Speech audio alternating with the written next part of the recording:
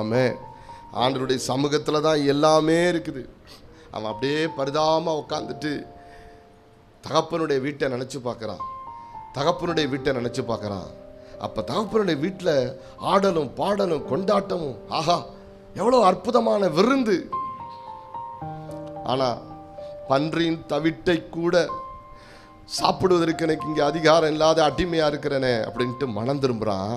அவன் சொல்கிறான், எழுந்து என் தகப்பனுடைய வீட்டிற்கு போவேன், எழுந்து என் தகப்பனுடைய வீட்டுக்கு போவேன் முடிவு பண்ணிட்டான்.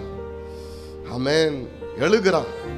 எழுந்து வேகமாக தகப்பனுடைய வீட்டுக்கு போனா தகப்பனார் பார்த்துக்கிட்டே இருக்கிறார். எப்போ வருவான்? தூரத்தில் இளைய குமாரன் வருகிறத பார்த்தவனை ஓடி போய் அவனை கட்டி அணைத்து முத்தம் செய்து அவனுடைய சரீரத்தை குளிப்பாட்ட வைத்து அவனுக்கென்று ஒரு பெரிய கன்றுக்குட்டியை விருந்தாய் அடித்து அவனுடைய விரலிலே அவன் அதிகாரம் என்கிற மோதிரத்தை போட்டு ஒரே ஆடலும் பாடலுமா. இதைதான் புதிய ஏற்பாடும் பிரதிபலிக்குது.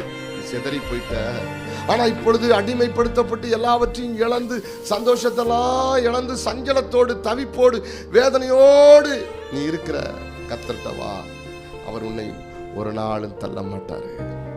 என்னிடத்தில் வருகிறவனை அவர் ஒரு நாளும் தள்ள மாட்டாரு.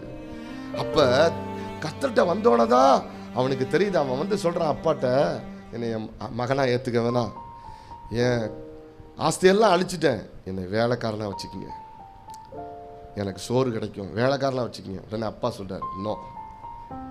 ஊரே கூட்டுறார்.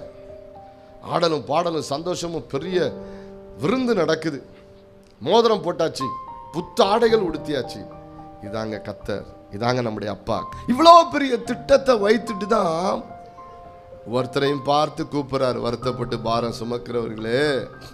ஏன் வருத்தப்பட்டு பாரத்தை சுமக்கிற? நீ சுமக்காத, நான் சிலுவையில் எல்லாத்தையும் சுமந்துட்டேன், என்னிடத்துல வா, நான் உனக்கு இளைப்பாறுதல் தருவேன்.